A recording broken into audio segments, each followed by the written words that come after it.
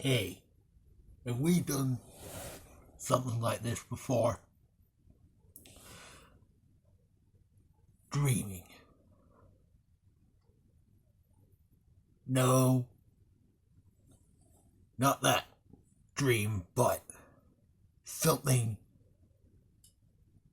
well, let's, wake the, thought.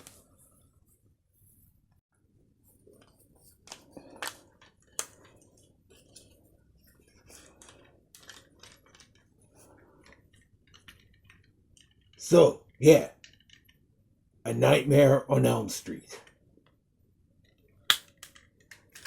The franchise that got me into horror. Yeah, I saw a couple of horror and dark comedies before. House 2, Alligator, Scream 2. But it was 1999 that I saw A Nightmare on Elm Street, and bam, I became a Friday the 13th fan. Hey, I still love Freddy. Nightmare on Elm Street, one of the biggest, one of the most well known, one of the best franchises, and Freddy, he was everywhere. Whole lot of toys. He had his own TV show, Freddy's Nightmares, games. You know, there's like a Nightmare on Monopoly. There's so much, and you know, like his face, his quirks, the glove, the hat was like Freddy was basically Indiana Jones's nightmare when he's, you know, under the black sleep of the collie. Like, there you go. So the cult in Temple Doom are a Freddy cult. Right, let that sink in. So,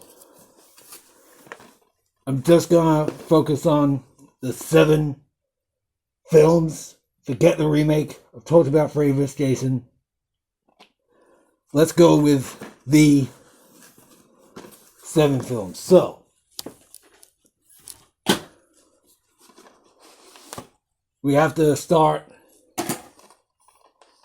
with the original. It helped New Line Cinema, the house that Freddy built.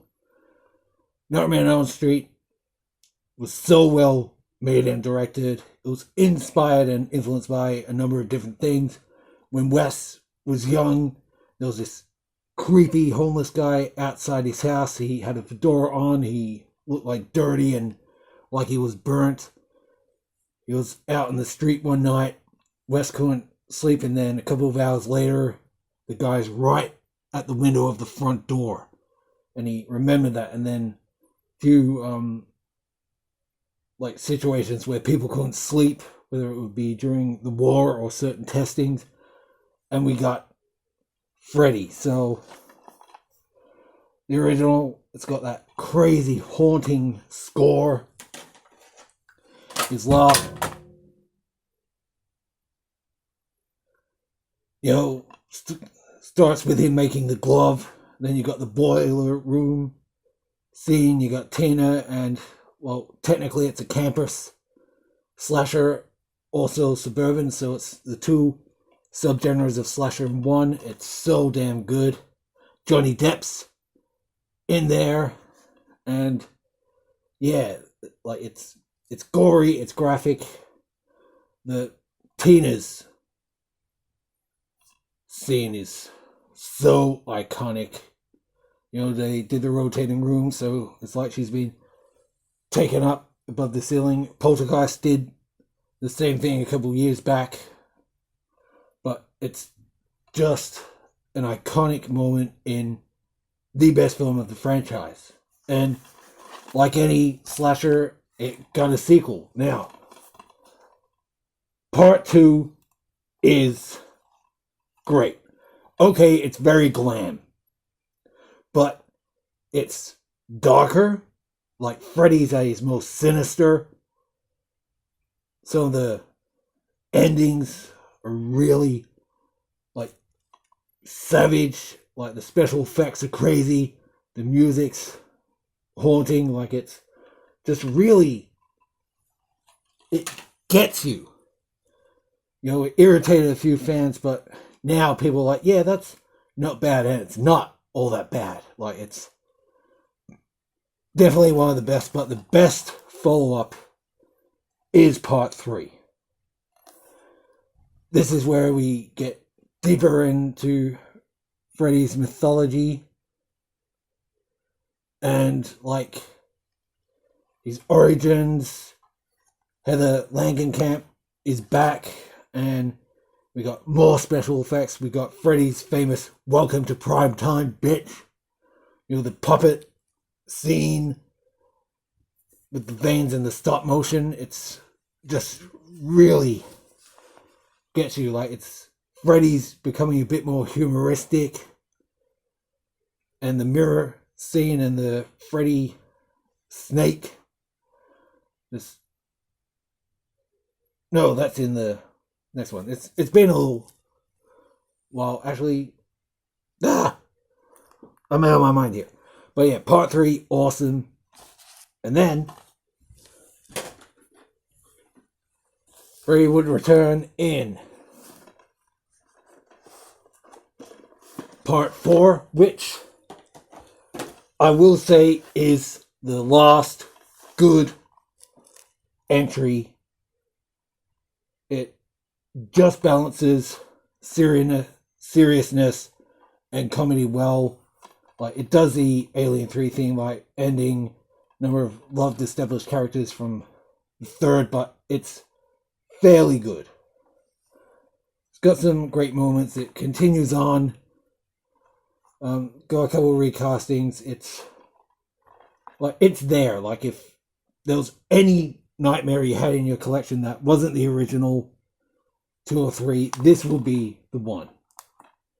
Like, I like it. It's one of my favorites. It's just on the end of the top. Then, of course, we got 5, which is more comical, more special effects. Couple good moments. You know, Freddy's still front, left, right, and center. So 5, yeah, it's okay. It's one of those times, I don't know what to watch. I'll just watch Nightmare 5. Then 6, until the remake, was the worst. But thanks to the remake, this is actually fun. Dumb fun. I mean, Alice Cooper's in it. Johnny Depp returns. So yeah, it feels more like it was meant to be for TV. It's got that sort of feel. It's sort of like the Saturday afternoon. It's like you had a marathon and you just want to watch something else. You watch Nightmare 6. You know, again, 6, 5, and 4 have their moments. They got some great effects. They got some great endings. You know, I love the meatball scene. I love the comic book scene, the Power Glove scene. So, and they're in their respective films. And Wes would return and give us New Nightmare before Scream. Freddy's got a weird, crazy look. It's more serious. You know, it reunites most of the cast, and it's like, hey, Freddy's now become a real thing. He's a real thing. Oh, yeah. So it's got the real people as themselves, and then they're doing another thing like, oh, let's bring Freddy back, and then he pops out of the real world like he's true and real. And so it's crazy before its time.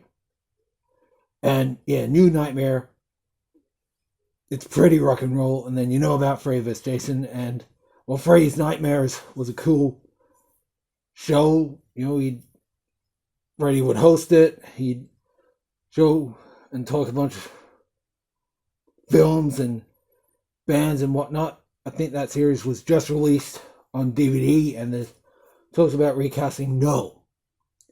You did that once. It's terrible.